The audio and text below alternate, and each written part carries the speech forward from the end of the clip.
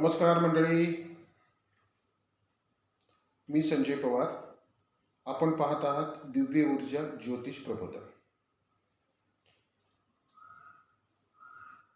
खरं वास्तवातील कुंडलीशास्त्र ह्या शृंखलेमध्ये हा अजून एक व्हिडिओ.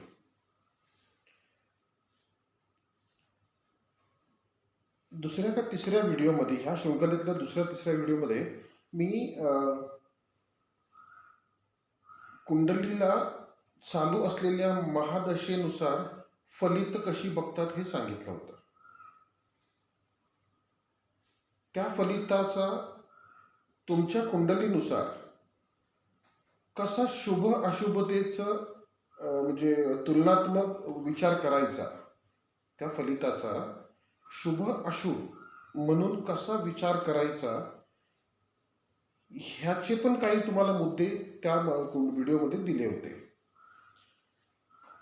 मला आता असं सांगायचं आहे की जे काही ग्रहयोग बघितले जातात, आता इथून ह्या व्हिडिओच्या मागचा व्हिडिओ जर तुम्ही पाहिला असेल तर त्यात मी सांगितलंय चंद्र आणि शनीच्या विषयोगाचं किती अवडंबर बाजून ठेवलेलं आहे. ते व्हिडिओ ऐकला तुमच्या लक्षात आलं असेल ते. तर हे ग्रहयोग आणि त्याच्यातील अशुभता बघा. आता नीट विचार करा, अशुभच ग्रहयोग समोर आणलेत ना, शुभ ग्रहयोग नाही आणलेत. मुद्दा लक्षात येतं. अशुभच ग्रहयोग समोर आणले, शुभ ग्रहयोगाला स्पर्शही नाही आहे. कारण त्याच्यातून तुम्हाला तुमचं डोकं खराब करण्यासाठी काही मुद्दाच मिळत नाही ना, हे लक्षात घ्या. आता समजा एखाद्या कुंडलीमध्ये तुम्हाला म्हणजे अगदी उघड उदाहरण देतो. केतूची जी नक्षत्र आहेत म्हणजे अश्विनी, मघा आणि मूळ, ह्या नक्षत्रांना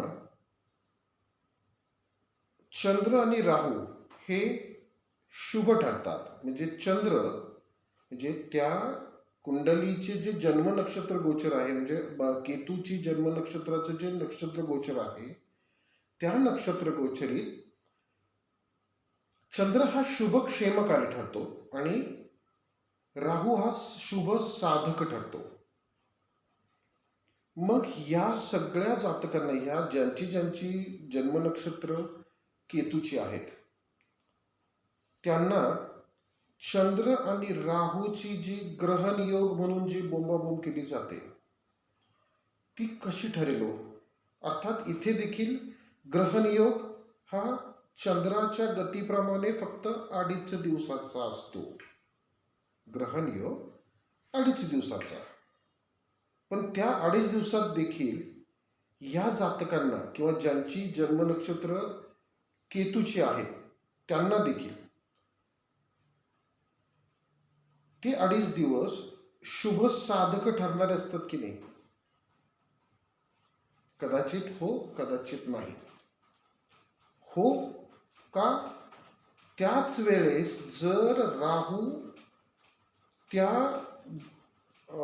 केतूच्या जन्म नक्षत्रांच्या नक्षत्र गोचरीप्रमाणे जर राहू शुभ नक्षत्रामधून गोचर करत असेल, शुभ ठरणाऱ्या ग्रहाच्या राशीतून जात असेल तर, आणि त्याचसोबत चंद्र तिथे आल्यानंतर तो चंद्र देखील त्या कुंडलीला शुभ ठरणाऱ्या नक्षत्रातून गोचरीने तिथे आला असेल, अर्थात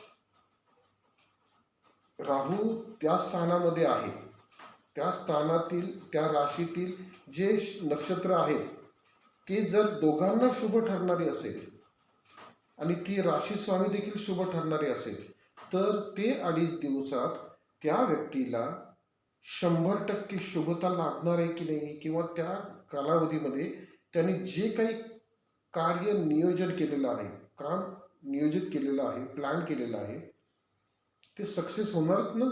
ते यशस्वी होणारच आहे ना, त्यात काय शंका उरत नाही ना. बरं, आता त्यात शंका म्हणजे उरवण्याची म्हणजे आपल्याला काही गरज नाही आहे, कारण ते त्याचं प्रारब्ध आहे. बरोबर ना. योगायोगाने किंवा प्रारब्ध योगे तो दिवस बरोबर जुळून आलेला असतो आणि त्याला त्या कामकार्यामध्ये यश मिळतं. मुद्दा लक्षात घ्या. सहज आहे, पण सोप्या पद्धतीने लक्षात घ्या. कुंडली शास्त्रामध्ये म्हणजे खऱ्या वास्तवातील कुंडली शास्त्रामध्ये जर आपल्याला सदुपयोगाने अगदी हे सर्वांग सुंदर शास्त्र आपल्याला सदुपयोगात घ्यायचं असेल तर नेमकं आपल्याला काय करायचंय. उगाच हा ग्रह अशुभ आहे, तो ग्रह नक्षत्र अशुभ आहे, मग ही शांती करा, मग हे उपाय करा, अमुक करा, तमुक करा, ह्या नादाला लागलात की तुम्हाला तुमच्या आयुष्यातल्या खऱ्या संधी देखील तुमच्या हातातून जातात. त्या जाऊ नये किंवा तुमचं दैनंदिन कार्य, तुमची जीवनातलं प्रत्येक कार्य हे यशस्वीपणे तुम्ही नियोजन करू शकाल, यशस्वीपणे तुम्ही त्याचं म्हणजे साध्य करू शकाल त्या कार्याला.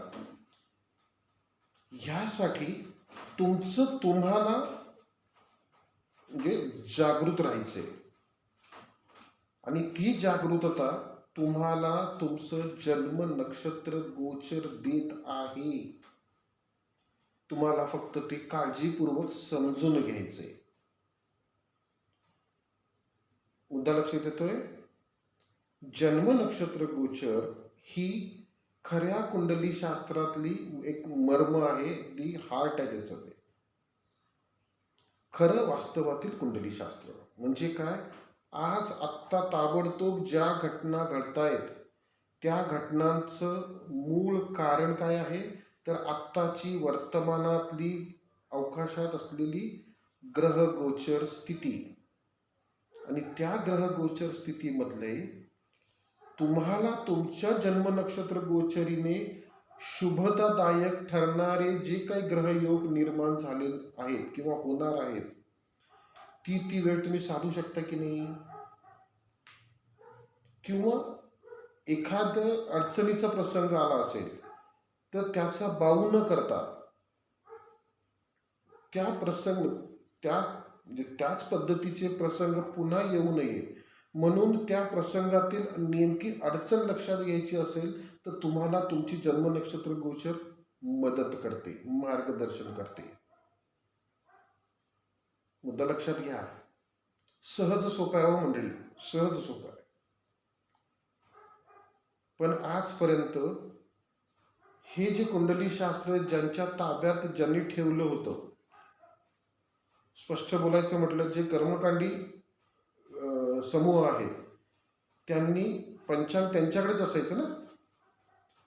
त्यांनी ह्या चांगल्या सदुपयोगी ठरणाऱ्या सर्वांना सदुपयोगी ठरणाऱ्या गोष्टी त्या सर्वांपर्यंत पोचूच दिल्या नाही. नेहमी ह्या सहज सुंदर आणि सदुपयोगी ठरणाऱ्या बहुउपयोगी ठरणाऱ्या कुंडली शास्त्रामध्ये तुम्हाला कर्मकांडाचा चष्मा घालूनच त्या म्हणजे कुंडली शास्त्रामध्ये तुम्हाला फिरवलं. जसं मागच्या व्हिडिओमध्ये तुम्ही ऐकलं असेल ना की विषयोग किती भाव केलेला आहे. ग्रहण योग, ग्रहण योग देखील 2.5 दिवसाचाच ना. मुद्दा लक्षात येतो. हा, रवी सोबतचा ग्रहण योग आहे तो देखील साधारण महिन्याभराचा, कारण रवीची गती ही दर 3 दिवसाला रवी नक्षत्राचं चरण बदलतो. म्हणजेच एक राशी तो साधारण 27 दिवस भोगतो. म्हणजे 1 महिना धरून चालू, त्या 1 महिन्यामध्ये रवी त्याची राशी बदलतो की नाही. मग त्याच राहू सोबत जर रवी आला असेल तर साधारण 1 महिनाभर रवी आणि राहूचा ग्रहण योग होतो, रवी आणि केतूचा ग्रहण योग होतो. त्यातही गंमत अशी आहे, जर रवी तिथे त्या राशीत आलेला आहे आणि त्याच दिवशी राहूने जर त्याची राशी बदललेली असेल, राहू पुन्हा मागच्या राशीमध्ये गेला असेल, मग कुंडलीच्या मागच्या स्थानामध्ये गेला असेल, कारण राहू केतू हे उलटे भ्रमण करतात, म्हणजे घड्याळाच्या दिशेने भ्रमण करतात आणि इतर ग्रह हे घड्याळाच्या विरुद्ध दिशेने अँटी क्लॉकवाईज भ्रमण करतात. जिथे ज्या वेळेस रवी त्या कुंडलीच्या त्या स्थानामध्ये आला असेल आणि त्याच वेळेस किंवा त्याच्या दुसऱ्या दिवशी जर तो राहू किंवा केतू जर राशी पालट करून नक्षत्र बदलून राशी बदलून मागच्या स्थानामध्ये गेले असतील एक दिवसात आड, म्हणजे एक दिवसानंतर, तर जन्म सकाळचा आहे, बरोबर आहे, आणि त्याच दिवशी संध्याकाळी किंवा रात्री राहूने राशी पालट केलं,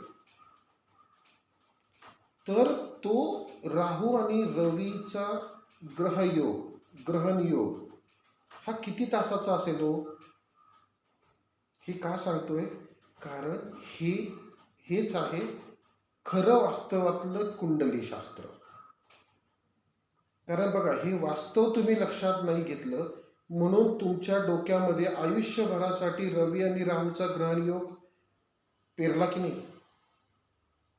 तुम्ही आयुष्यामध्ये कुठल्याही क्षणी कुठल्याही बाबतीमध्ये एखादी अशुभता किंवा अडचण घेऊन गेला तर तुमच्या त्याच मुद्द्यावरती बोट ठेवलं जातं पुन्हा पुन्हा. मुद्दा लक्षात येतोय? म्हणून आम्ही वारंवार वेगवेगळ्या लेखातून वेगवेगळ्या व्हिडिओमधून हेच खरं वास्तवातलं कुंडली शास्त्र तुमच्यासमोर मांडण्याचा प्रयत्न करतोय. मंडळी, कुंडली शास्त्र हे सर्वांग सुंदर आहे. अतिशय आपल्या जीवनाला, दैनंदिन जीवनाला पावलोपावली सदुपयोगी ठरणारं कुंडली शास्त्र आहे. त्याला त्याच पद्धतीने पहा आणि ते खरं वास्तवातलं कुंडली शास्त्र जगा. मुद्दा लक्षात येतो ना? तुम्हाला फक्त छोटंसं काम करायचंय. तुम्हाला प्रत्येकाला आपली जन्म नक्षत्र गोचर काय सांगते हेच लक्षात घ्यायचे आणि त्या जन्म नक्षत्र गोचरीमधले जे अशुभ फलितदायक ठरतात. उदाहरण द्यायचं म्हटल्यानंतर समजा की पुन्हा केतूचंच उदाहरण घेऊ. केतूला रवी, मंगळ आणि गुरु यांची नक्षत्र फक्त अशुभ ठरतात आणि ती नक्षत्र देखील ज्या ज्या वेळेस गोचरीमध्ये त्यांचा सहभाग जिथे जिथे असेल तिथे तिथे त्यांची अशुभता जाणवते, इतर वेळेस नाही. इतर वेळेस तुम्ही त्या रवी, मंगळ आणि गुरुला 25% हिशोबाने त्याला अशुभता त्याची गृहीत धरू शकता. आता ही जी रवी, मंगळ, गुरुची नक्षत्र सांगतोय ती नक्षत्र म्हणजेच त्या नक्षत्राचा स्वामी देखील आला की नाही, ग्रह ठरला. मग नक्षत्राचा स्वामी तो ग्रह, नक्षत्र चरणाचा स्वामी देखील त्याच ग्रहापैकी जर असेल तर तो भाग देखील अशुभच ठरतो की नाही, किंवा राशी स्वामी. हेच फलितामधले जे 4 भाग आहेत, म्हणजे ग्रह, नक्षत्र, नक्षत्र चरण आणि चौथा हा राशी स्वामी. तुम्ही तुमच्या जन्म नक्षत्र गोचरीने तुम्हाला अशुभ ठरणारे विपत, प्रत्यय, वध नक्षत्र आणि त्यांची ग्रह यांचा सहभाग जिथे जिथे असेल त्या त्या भागापुरतं ती अशुभता तुम्हाला गृहीत धरावीच लागते, किंवा तुम्ही जरी गृहीत धरली नाही तरी त्या पद्धतीनेच तुम्हाला अशुभ फलितामध्ये तो भाग समोर येतो. इथे मुद्दा लक्षात. सो प्रत्येकानं आपापली जन्म नक्षत्र गोचरीचे विपत, प्रत्यय, वध फक्त जाणीवपूर्वक समजून घ्या आणि त्याच 9 नक्षत्रांना आणि 3 ग्रहांना प्रत्येक वर्तमान गोचरीमध्ये त्यांची स्थिती बघा, गोचर स्वरूप बघा आणि त्यानुसार मग त्यांची शुभाशुभ फलितातली टक्केवारी लक्षात घेऊन आपल्या दैनंदिन कार्याचं नियोजन करा. सहजपणे तुम्हाला कुठलेही दोष डोक्यावर न घेता, कुठल्याही उपायाला बळी न पडता, कुठल्याही शांतिकर्मात न गुरफटता तुम्हाला सहजपणे तुमचं दैनंदिन जीवन अगदी यशस्वीपणे, सकारात्मक दृष्टीने आणि आनंदाने सहज उपभोगता येईल. थांबूया इथे. विषय आवडला तर व्हिडिओला लाईक करा, आपले चॅनल सबस्क्राईब करा आणि हा व्हिडिओ जास्तीत जास्त लोकांपर्यंत शेअर करा.